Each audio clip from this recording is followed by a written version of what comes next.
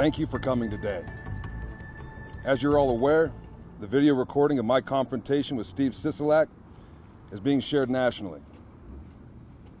Firstly, I'd like to thank each one of you in the media for coming today to hear my statement and for sharing in a sacred American tradition called freedom of speech by distributing this video to a much wider national audience than I could have done on my own. With your contribution and sincere interest, you've helped me bring some much needed attention and exposure to the rising temperature, the unexpressed desperation, and frustration from not only myself, but many of my fellow Nevadans. Frustration and desperation that are a direct result of the careless, politically motivated governance of Steve Sisolak.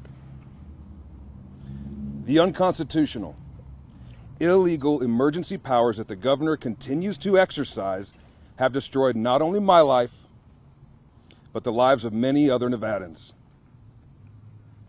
I lost my livelihood, medical benefits, and employment due to the governor's desire to fall obediently in line with the other overreaching, authoritarian measures implemented by the authoritarian public officials. Measures that they all claim are in the interest of public health have had permanent, life-altering negative impacts on not just the health of Nevada's economy, but that of our children, our small businesses, and many of our most vulnerable. Then, when the vulnerable and desperate turned to the governor's office for help, we were met and continue to be met with an inadequate, broken system, inefficient government programs, and funds that can't be accessed. We've endured 2 full years of authoritarian overreach that is guided by the constant shifting of the scientific goalposts. Our nation has reached a point where many of us feel faceless and nameless against the ruling elite that appear to live by a different set of rules than the rest of us.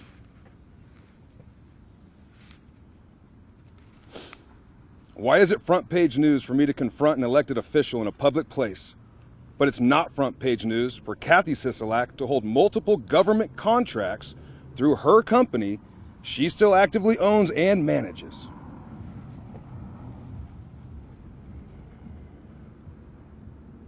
Why is it front page news when I ask Mr. Sisolak questions about his dealings, but it's not front page news when he refuses to answer questions regarding the many concerns of the Route 91 Victims Fund? Yep. Why is it okay for all of you to sit here and put me under a microscope?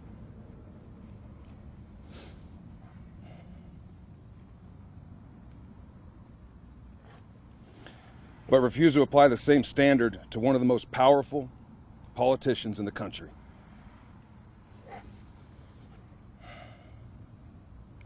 We, the people, reserve the right to evaluate our elected officials with the same, if not higher, standards than the public are expected to obey.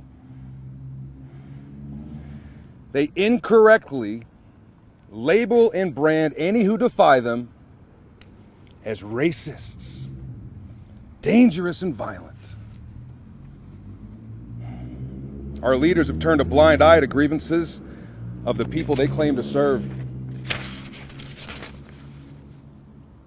How do we make those who are so inaccessible listen?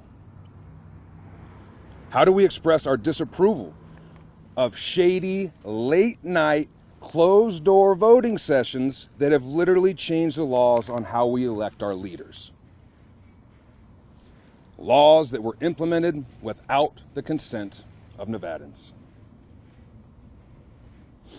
We have a right to ask our politicians about their business dealings and alliances to entities outside brand new state borders. We are responsible for staying active in our communities to preserve the liberties that so many have fought and died for.